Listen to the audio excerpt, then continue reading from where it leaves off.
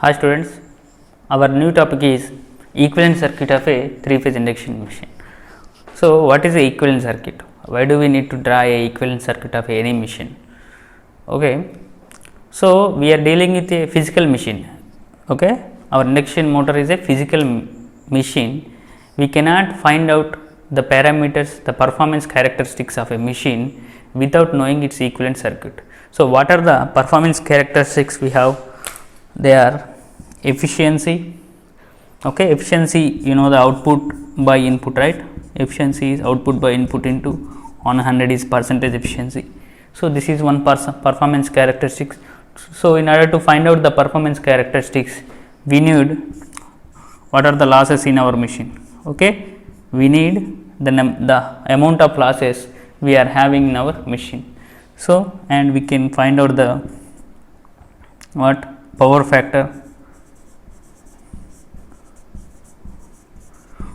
So, in order to find out efficiency, losses and power factor, we need to draw a equivalent circuit of any physical machine. Okay, we cannot understand the physical machine unless we draw equivalent circuit of it.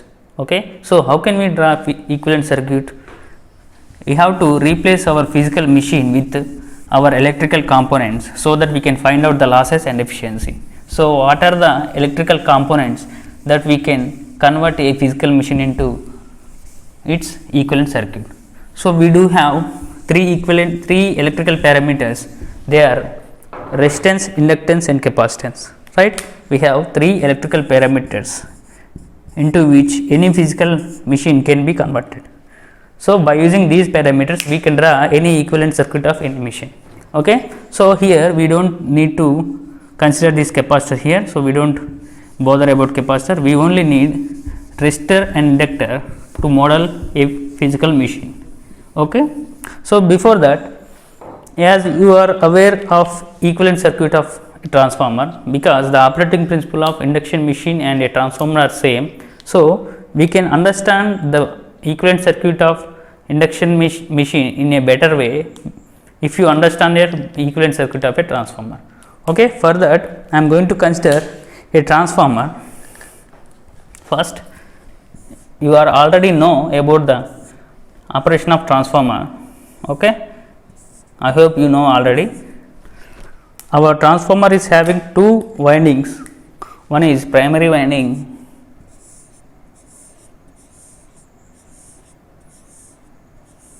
another is secondary winding. So, here what we do, this is a core material which is made of CRGO steel, cold rolled grain oriented steel material is used for the core material of our transformer. Okay. Actually, it is used for power transformer. It is used for power transformer. For distribution transformer, the type of core used is amorphous. Amorphous is the steel that is being used for distribution transformers. For power transformers, the type of core material used is CRGO steel, but in distribution transformers, in distribution system, the type of transformer core material is amorphous. Okay, remember this. You can see any distribution transformers, the name it shows the type of the core material is amorphous.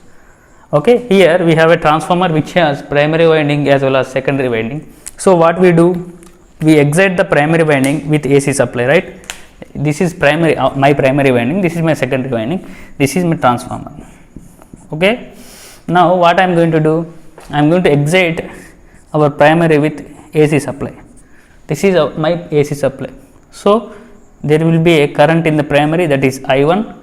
Due to Faraday's law of electromagnetic induction, there will be a induced EMF in the primary winding.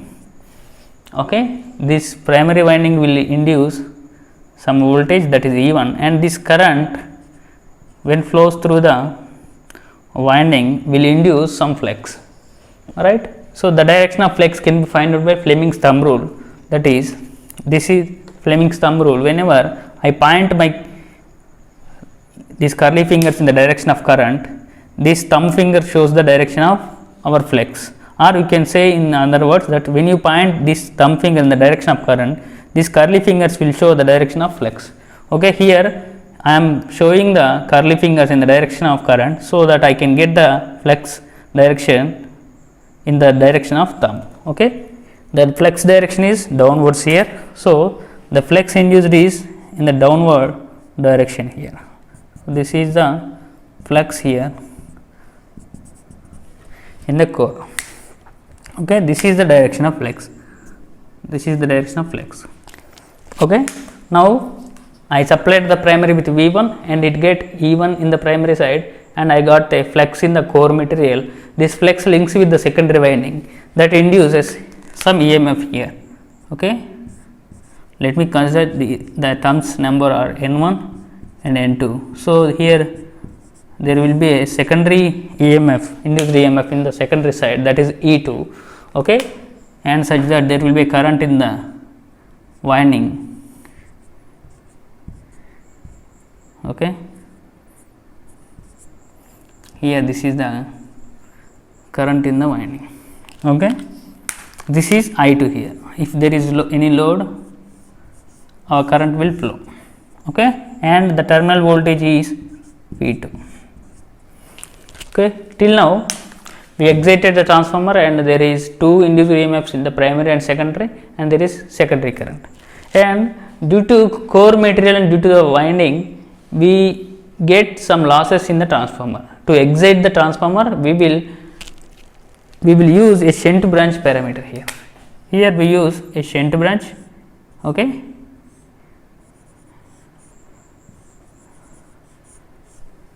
so this is the shunt branch parameter which indicates the core losses and our magnetization losses. So these are going to be considered in the equivalent circuit of a transformer, that I will consider in the equivalent circuit. Okay, now let us draw the equivalent circuit of a transformer. So we have our primary and secondary connected through a core material. Okay, now what is a transformer? Transformer is a static device that converts power from one circuit to another circuit without changing its frequency and power. Here the power is constant in the transformer, the power supply is constant. Okay, it is V into I, and power factor and the frequency is also constant. These two are important points to remember. The power and the frequency of a transformer on the primary and secondary are both same. Okay, we are just varying the voltage or current from primary to secondary, but the power is constant. Okay, the voltage and current will change according to in a such a way that the power is kept constant in primary and secondary. So this is the property of transformer which transforms power from one circuit to another circuit without changing power and frequency. Okay, remember this. I mean to say the frequency in the primary side is equal to supply frequency, which is equal to frequency on the secondary side, which is also supply frequency. Okay, so we have two circuits here, primary circuit and secondary circuit, which are excited with the same frequency power. Okay, so that we can connect both the circuits into one circuit. We can connect the primary and secondary circuits to one circuit because they are excited with the same frequency. You will understand it better when I go further. Okay, so I am going to draw the equivalent circuit of a transformer. Equivalent circuit of transformer. Okay, so let me draw the equivalent circuit of stator first. Our stator has primary winding, so any practical winding will be modeled as a resistor in series with a inductor, because winding will have its own resistance resistance. So this R will indicate its internal this winding resistance, and this X will indicate the leakage reactance of winding. So my primary winding can be modeled as R and inductor. So I can consider it as R1 X1. R1 is our winding resistance and X1 is the leakage reactance, and this is my primary winding. Okay, so this is the primary equivalent circuit. So whenever, so what about the secondary winding? So this is secondary winding, this is secondary winding resistance R2, and this is secondary winding leakage reactance X2, and this is my load terminal. So this is V1, here I get E1, this is E2, the ratio is turns ratio is N1 by N2, and this is my V2. Okay. Here I have to mention an extra branch, that is called shunt branch, which is a parallel combination of R and L. Okay. This is the shunt branch that represent the core loss by RC and magnetization loss by X naught. So this is the no load current. That means in order to excite the transformer core, we need some current, that is I naught here. The range of I naught is 2 to 5% of rated current, I rated. Okay. Remember this, the no load current of a transformer is in order of 2 to 5% of rated current. Okay. This I naught will further divide into two currents, that is IW and I naught. You already know about these things, right? Okay. IW or I mu or IM, I can write as I mu. So this is core loss component. Because of core loss, this component is representing the core loss, this component is representing the magnetization property of our core. Okay. So this is the equivalent circuit of our transformer. Here we have the frequency in the primary and secondary as supply frequency. So the frequency in primary and secondary are equal. So I can transfer the primary secondary circuit into primary. So I can make it as one circuit. Okay. I can connect the primary and secondary to common points by using a transformation ratio, right? You know the transformation ratio, which is K equal to E2 by E1 equal to I1 by I2. Okay. This is transformation ratio. Okay. So when I transfer our secondary to primary, you will get the transformation ratio like R2 by K square and X2 by K square, like this. Okay. So the E2 will be, E1 will be E2 by K, E2 will be K times E1. So this is the equivalent circuit of our transformer when referred to primary. So whenever this shunt branch is replaced from this point to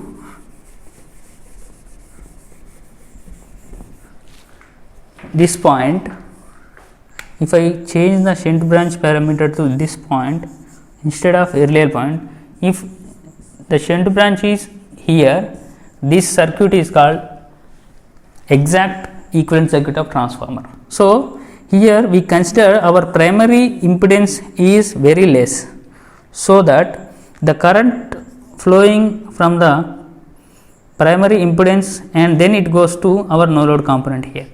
So if we neglect this impedance, we can connect this shunt branch here itself. Okay. Here this I naught component will not flow through this, so this will be I1. Okay. Here we are replacing this shunt branch before our primary impedance. So this will be named as approximated equivalent circuit of transformer. You already know that. Okay. Because the primary impedance is very less here, that's why we can make it as approximate circuit, so that we can find out the efficiency and losses clear easily. Okay. That will reduce the some problems when we calculate the power, losses and efficiency. Okay. So this is about a transformer. So now let us discuss the equivalent circuit of induction machine. So what is the main difference is,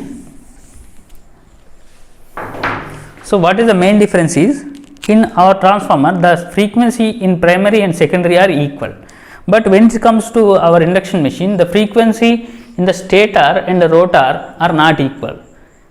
the stator is excited with supply frequency, but rotor is, the frequency of rotor is given by S times F, supply frequency. So, here we are having a term called slip. So, we can't make the circuits stator and rotor into one equivalent circuit, because we are having two different frequencies here. So, we cannot connect two circuits which are excited with two different frequencies. So, in order to make them to one frequency, we will do some mathematical jungling. Okay, I will show you. So, we are having our prime stator and rotor. Okay, we have our stator winding and rotor winding. The main difference between our transformer and induction machine is stator is common. Okay, stator is stationary in case of transformer as well as induction machine. But when it comes to rotor, secondary is stationary there, but here our rotor is rotating. Okay, induction machine is a secondary rotating transformer. Here our rotor winding is rotating, but when in the case of transformer, the secondary circuit is constant one, and the frequency in the rotor is different from the frequency in the stator. Okay, these are not equal. So, we cannot make these circuits into one circuit. So, what are we going to do? So, let us see first. Due to electromagnetic induction, a EMF will be generated in stator as well as rotor. Okay, so what is the value of that EMF here? Due to electromagnetic induction in the stator, the EMF induced in any AC machine can be written as 4.44 into pi f ns, because this is stator. I am mentioning the stator turns as ns, and kW, which is winding factor. Okay, this is EMF equation of any machine. Okay, this kW is the product of pitch factor and distribution factor. These terms will come in synchronous machines concept, so I will clearly explain later. Okay, this is the EMF produced in the stator circuit. So, what is the EMF produced in the rotor circuit? So, there are two conditions in rotor circuit. First one is its standstill condition. Standstill condition. Standstill means there is no rotor speed. Okay, the slip is 1 at standstill condition. So, the E2, the rotor EMF at the standstill condition is 4.44 Nr pi f into kW s here kWr. Okay. So, at running condition, what is at running condition? Whenever we have a running rotor, what will be the EMF induced in the rotor circuit? So, that I am representing with ER, because it is rotor at running condition. So, at running condition, the only difference we can get is the frequency. Okay. Here the frequency at running condition is Fr, which is S times F. I already told you in the previous classes, the frequency of rotor current is S times supply frequency. Okay, that is Fr into kWr. Okay, now I can replace this Fr with Sf, so I can write it as Nr pi. Fr is written as S times supply frequency into kWr.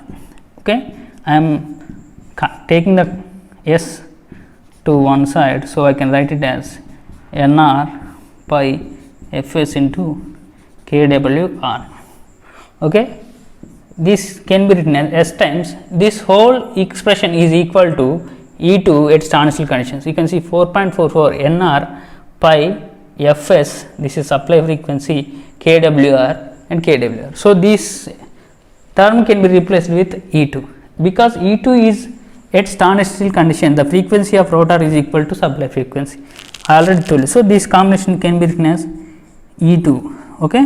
Now, our rotor EMF at running condition is equal to slip times rotor EMF at standstill condition. Okay. I am writing it aside, I can use it later. Okay. So, our ER rotor EMF equal to S times E2 here. Okay. Okay, we got this expression. So our transformation ratio also can be written as K equal to our E1, which is E1 by E2, this ER, that is 4.44 pi f nr into kWr. So you can erase, you can cancel out this. So you will left with ns into kWs by nr into kWr. So this is the transformation ratio of our induction machine at standstill condition. Okay, whenever we need to write with running condition, you will have s in the rotor component. Okay, so this is about EMFs generated in the primary stator and rotor of our induction machine. Okay, now let us see how the equivalent circuits are present in the stator and rotor. That means now let us see the equivalent circuits of stator and rotor individually. So I am writing the stator equivalent circuit first. Okay, since we are having a winding, we will replace it with a combination of resistor and inductor. Okay, this is my R1, this is my X1. Okay, and the magnetizing component, the shunt branch can be written as here R0 Xm. This is my primary voltage. So this is the equivalent circuit of my stator of 3-phase induction motor.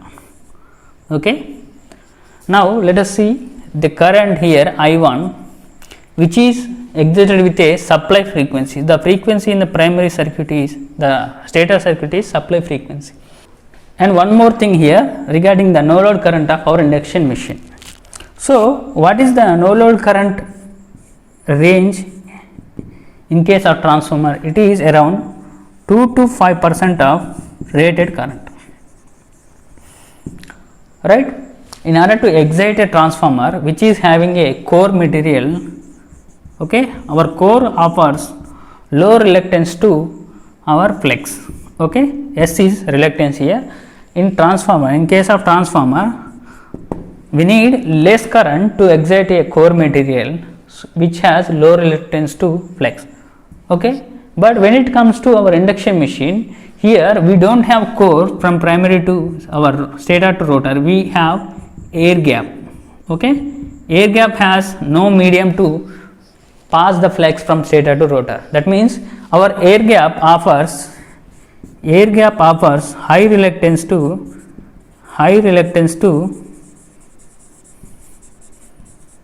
flex.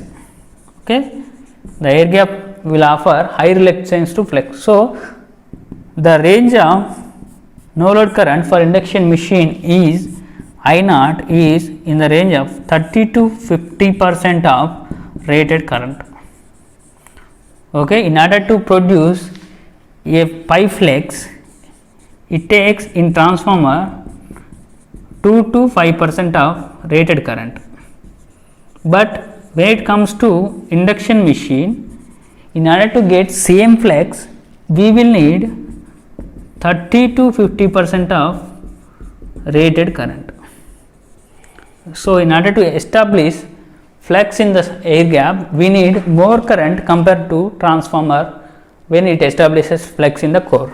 Okay, our supply current will induce some flex in the core material of transformer or in the air gap of our induction motor. So in order to produce same amount of flex, our transformer need less current, but our induction machines need more current. Okay, this is the whole idea regarding no load current of our transformer. So because our air gap is having high reluctance, because there is no magnetic material between stator and rotor, we will have high reluctance path. That means our reluctance is high in case of induction machine because of air gap, because there is no magnetic medium. So the current required to generate same amount of flex is more in case of induction machine. I hope you understand.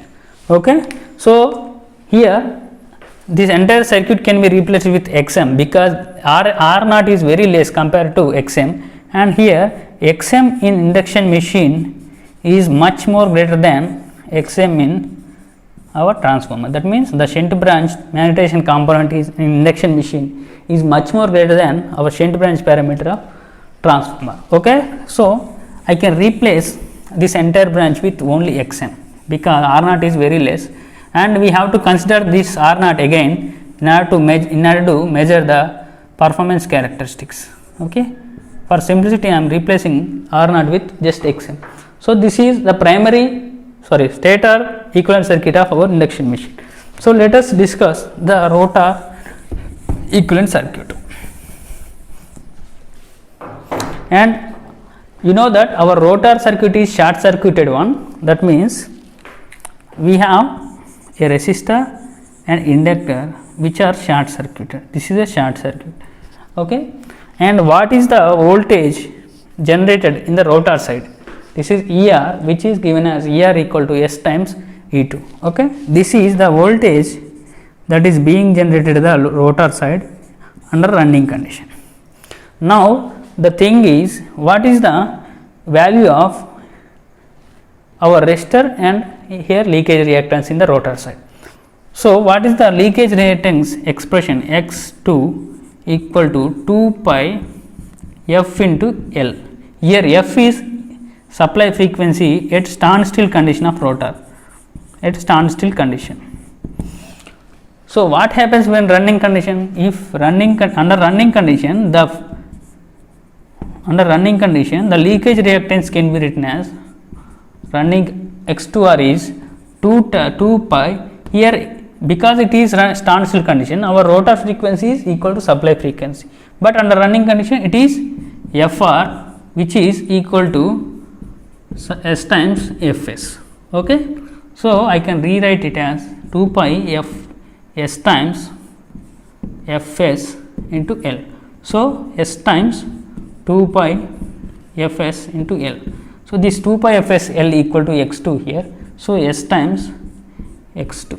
Our rotor leakage reactance under running condition is S times X2 here. That means our rotor leakage reactance under running condition is S times leakage reactance under standstill condition. So here our X2 under running condition is S times X2 here, but resistor is constant. Okay, this is R2. This is the rotor's equivalent circuit. Here you can observe the frequency in the stator circuit is supply frequency, but when it comes to rotor, the frequency is multiplied with S here. You can see the excitation EMF which is multiplied with E2. So our frequency in the rotor is also multiplied with E2. Okay, our rotor frequency range is 2 to 4% of our supply frequency actually. That means which is in the order of 1 to 2 Hz. But what is the frequency range of our supply frequency? It is 50 Hz. So the frequency in stator and rotor are different. Here this is around 1 to 2 Hz. The frequency in stator circuit and rotor circuit are different. I cannot join these two circuits so that I can make one common circuit. I cannot do it because the excitation frequency is different from stator to rotor. Okay, so in order to make these two equal to supply frequency, we are going to do some mathematical operation, that is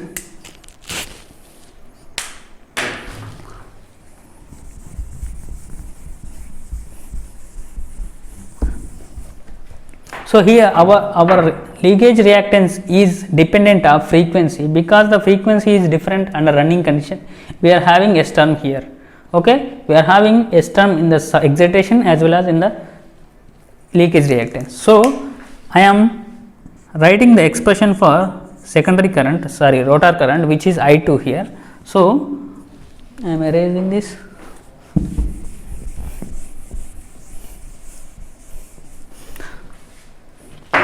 So I am writing expression for rotor current, that is I2 equal to, let me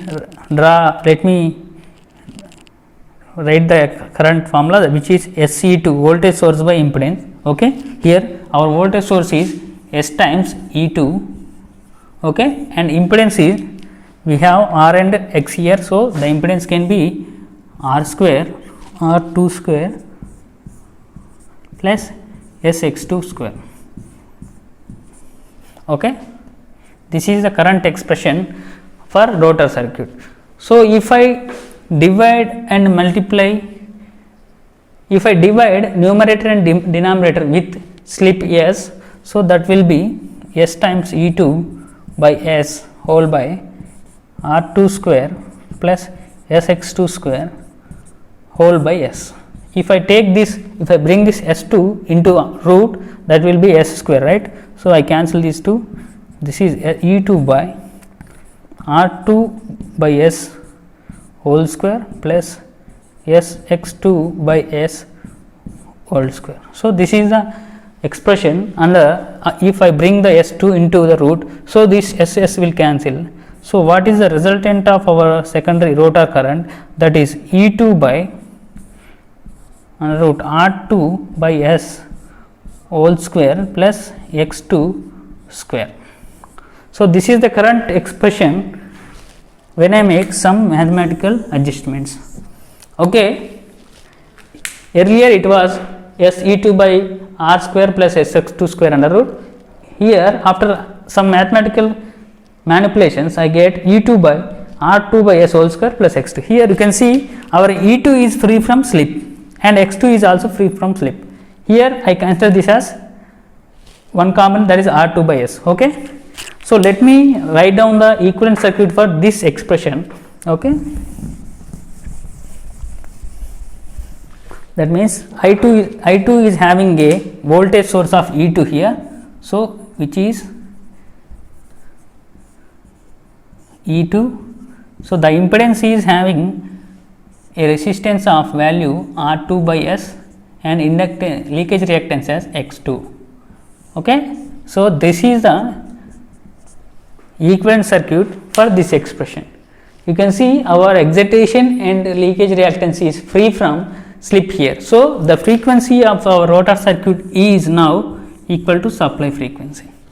Okay, because E2 is voltage at standstill condition, that is at S equal to 1. At S equal to 1, our rotor frequency equal to supply frequency, because our rotor frequency is equal to S times Fs.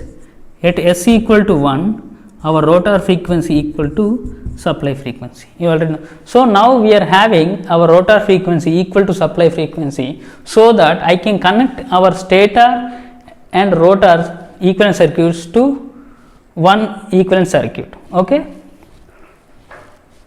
and here you can see this E2 is being short circuited at the one end. That means this E2 is supplying our rotor side losses.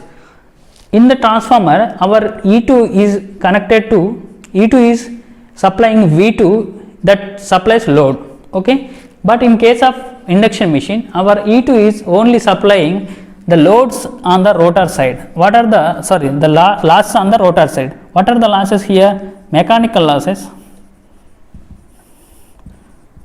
and core losses and copper loss on the rotor side.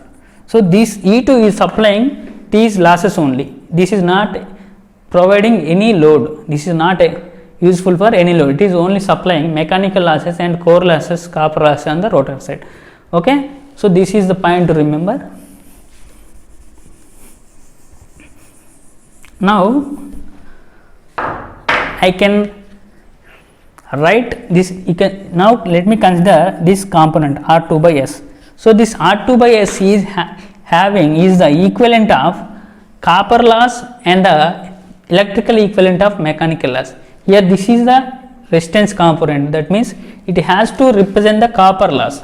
Here we have at the stator side, this R1 will represent the copper loss on the stator side, but here we cannot find out the copper losses unless we have S here. Okay, in order to remove that S, I am adding and subtracting R2 here, okay, which is equal to R2 by S only. Okay, I am just adding and subtracting R2 by S. Now this can be equal to I am R2 plus R2 times 1 by S minus 1. Okay, here R2 by S can be written as R2 by S plus R2 minus R2. Thus R2 plus R2 by R2 common, this I take the common as R2, that is R2 into 1 by S minus R2. So this is the expression for my R2 by S. I can replace this R2 by S with R2 plus R2 into 1 by S minus 1. So here I got a constant term and here I got a variable term. So here we have one constant term R2 which represents our copper loss in the rotor side, and here this is a variable term. Why I am saying variable means whenever the load changes our slip value changes, so entire this component will change. That means that is why this is a variable component. Okay, and this is the electrical equivalent of mechanical load on the rotor shaft. This is mechanical load on the rotor shaft, the rotor. This is electrical equivalent of mechanical load on the rotor shaft. Okay, that means because we are having load on the rotor side, that load is represented by this electrical component here. Okay, whenever our load changes, this value changes, entire this component changes. That is why this is electrical equivalent of mechanical load. Now I am going to replace R2 by S with R2 plus this component. Okay, so this is the complete equivalent circuit of our 3-phase induction motor. This is our complete equivalent circuit of our 3-phase induction motor. You can see the stator as well as rotor are exited with same frequency, that is supply frequency here, and this is a circuit, equivalent circuit, when our rotor components are referred to stator components. Okay, so the rotor components will be primed here, that means R2 dash equal to R2 by K square. K is the our transformation ratio, which is E2 by E1. Okay, so all are primed. I am replacing for simplicity. And one more thing here to observe is, here this shunt branch parameter, which is Xm, that cannot be replaced from this place to this place. In transformer we can replace this shunt branch from this place to this place, because in transformer the stator, the primary side impedance is very less and the no load current is very less. Whenever less no load current passes through this impedance, the voltage drop will be considered less. But in induction machine, our I0, the no load component is 30 to 40% of rated current. If the rated current is 100 amperes, the rated current is 100 amperes, our no load current is around 30 to 50 amperes. So whenever our 30 to 50 amperes current passes through this stator impedance, this will result in good amount of voltage drop. So because it is inducing more amount of voltage drop here, we cannot avoid this voltage drop. Okay, that is why we cannot shift this branch to this side. If you shift this branch to this side, our I0 will not flow to this stator impedance, so we cannot get that voltage drop here. So that is why we are not making it to shift to this position. That is why it is exact equivalent circuit of induction machine. Okay, and let me draw the first rotor circuit, that is R2 by S into X2, right, which is E2 equal to. So here we can write the rotor, this is per phase value. So each and every quantity in the equivalent circuit is per phase quantity. Okay, so whenever we consider the rotor input of 3-phase supply, okay, that is I2 3 times I2 square into this component, that is 3 times I2 square into R2 by S. Okay, this is the total rotor input. this R2 by S consists of our rotor copper loss as well as our gross mechanical power output. That is why this component is given as rotor input. Our rotor input is supplying rotor copper loss as well as mechanical power output. Okay. So the rotor copper loss, next rotor copper loss equal to, here this component is representing the rotor component, rotor copper loss. So I can write it as 3 times I2 square into R2, because R2 is the rotor copper loss component, and our gross mechanical power output equal to this one. This is the mechanical power output, that is 3 times I2 square into that component, which is R2 into 1 by S minus 1. So using these equations we can obtain relation between rotor input and rotor copper loss, and rotor copper loss between and gross mechanical power output. We can obtain relation between these 3 components of rotor. Okay, how can we make it? If we divide these 3 components, you will get, okay, I am dividing the 3 components. So the resultant is here I2 square R2 by S is to 3 into rotor copper loss is I2 square R2 is to gross mechanical power output, which is I2 square R2 into 1 by S minus 1. Okay, you can cancel out the common parameters here. 3 can be cancelled, I2 square R2. Okay, so what you are left with here, you left with 1 by S is to R2 is cancelled, 1 is to 1 by S minus 1. If you further reduce it to 1 by S minus 1 is to 1 by S is to 1 is to 1 minus S by S. If you take the S as common, you will get as 1 is to S is to 1 by S. So this is the ratio of rotor input is to rotor copper loss is to rotor gross mechanical power output. So I am writing the whole expression. I am erasing this. Okay. So our rotor input is to rotor copper loss is to gross mechanical power output equal to 1 is to S is to 1 minus S. So this is the relation between rotor input, rotor copper loss, gross mechanical power output, which equal to 1 is to S is to 1 minus 1. So by using this you can obtain any of the 3 components. If rotor input by rotor copper loss can be equal to 1 by S, okay, 1 by S, or rotor copper loss by gross mechanical power output can be S is to 1 by S. Rotor copper loss is to gross mechanical power output is S is to 1 by S. So I can write it as S by 1 minus S. Or you can find out the relation between rotor input as gross mechanical power output, which is rotor input by gross mechanical power output equal to rotor input is to rotor gross mechanical power output, that is 1 is to 1 by S, that is 1 by 1 minus S. Okay. So using these expressions you can find out, if they give any 2 of the values you can find out the third value. If they give rotor input as well as slip, you can find out the rotor copper losses. If they give rotor copper loss and slip, you can find out the gross mechanical power output. So this is one of the most important relation in induction machines.